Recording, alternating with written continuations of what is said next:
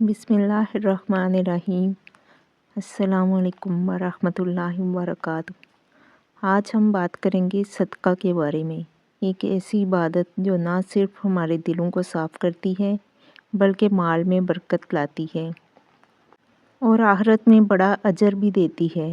صدقہ دینے کا اصل مقصد اللہ کی رضا ہے، نہ کہ لوگوں پر اثر ڈالنا یا دکھاوا کرنا۔ قرآن مجید میں اللہ تعالیٰ فرماتے ہیں، جو لوگ اللہ کی راہ میں اپنا مال خرچ کرتے ہیں ان کی مثال اس دانے کی سی ہے جس سے 7 بالیاں نکلیں، ان میں 100 دانے ہوں۔ اللہ جس کے لیے چاہتا ہے بڑھا دیتا ہے۔ صدقہ دینے میں خوف نہیں ہونا چاہیے۔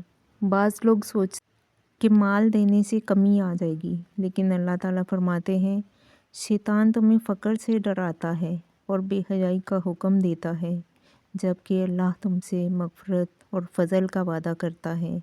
یہ آیت ہمیں یقین دلاتی ہے کہ صدقہ دینے سے مال میں کمی نہیں آتی بلکہ اللہ کی برکت سے بڑھتا ہے۔ اللہ تعالیٰ قرآن مجید میں فرماتے ہیں، اگر تم صدقات ظاہر کرو تو یہ بھی اچھا ہے، اور اگر انہیں چھپا کر فقیروں کو دو تو یہ تمہارے لیے زیادہ اچھا ہے۔ صدقہ کا مقصد صرف اللہ کی رضا ہونا چاہیے۔ صدقات دینے کا اصل مقصد اللہ کی خوشنودی ہے، نہ کہ لوگوں پر اثر ڈالنا یا دکھاوا کرنا۔ اے ایمان والو، اپنی صدقات کو احسان جتا کر اور تکلیف دے کر ضائع نہ کرو۔ یہ آیت ہمیں نصیحت کرتی ہے کہ صدقہ دینے کے ساتھ ساتھ اخلاق اور نیت بھی صاف ہونی چاہیے۔ قرآن مجید میں اللہ تعالیٰ فرماتے ہیں، اے ایمان والو، اپنے صدقات کو احسان جتا کر اور تکلیف دے کر ضائع نہ کرو۔ صدقہ دینے کے ساتھ ساتھ اخلاق اور نیت بھی صاف ہونی چاہیے۔ صدقہ نہ صرف ہمارے دلوں کو صاف کرتا ہے بلکہ مال میں برکت لاتا ہے اور آخرت میں بڑا اجر بھی دیتا ہے۔ ہر چھوٹا یا بڑا صدقہ اللہ کے نزدیک قیمتی ہے۔ آج ہی کوئی خیر کا عمل شروع کریں، چاہے وہ تھوڑا سا ہو، اور دیکھیں اللہ اسے کیسے بڑھا دیتا ہے۔ اللہ ہم سب کو صدقہ دینے والا اور نیک اعمال کرنے والا بنائے، آمین۔ صدقہ انسان کی روح، مال اور معاشرے سب کے لیے فائدہ مند ہے۔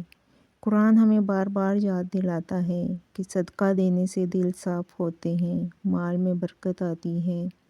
صدقہ کے بارے میں نبی کریم صلی اللہ علیہ وآلہ وسلم کی ایک خوبصورت حدیث ہے۔ رسول اللہ صلی اللہ علیہ وآلہ وسلم نے فرمایا، جہنم کی آگ سے بچو، چاہے کھجور کا ایک ٹکڑا دے کر ہی۔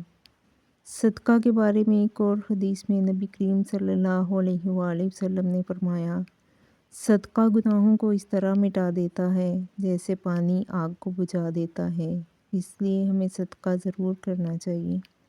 نبی کریم صلی اللہ علیہ وآلہ وسلم نے فرمایا، ہر نیکی صدقہ ہے۔ اس کا مطلب یہ ہے کہ اگر ہم کسی کے لیے آسانی پیدا کریں، کسی کو خوشی دیں یا کسی کو تکلیف سے بچائیں تو یہ سب صدقہ کے زمرے میں آتا ہے۔